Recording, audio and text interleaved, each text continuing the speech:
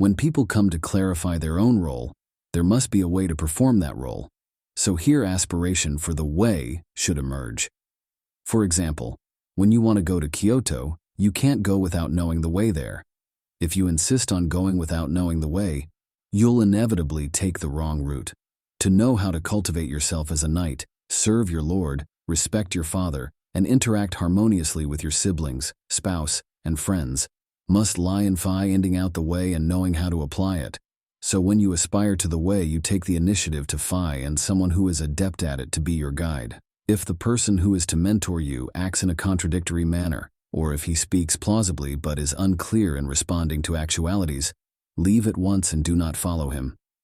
When you are steeped in the instructions of a false teacher for a long time, without realizing it, you'll become further and further from the way under that person's influence.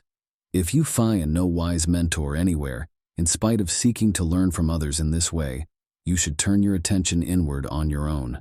Turning your attention inward means that because the way of the wise is a teaching mastered only by soul reliance on the inherence of natural qualities, without any forced contrivance, as long as you have something to set your will on, the thing can be learned, as you can find out the basic idea by yourself. This is especially so in view of the fact that sages of old have provided maxims to guide people. If you work carefully on these, you should be able to find the great way of the sages in them.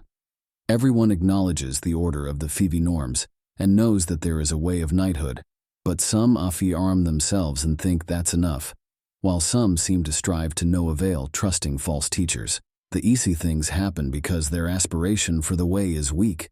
Isn't this attitude what Confucius meant by aspire to the way? There must be a way, something that cannot be expounded arbitrarily.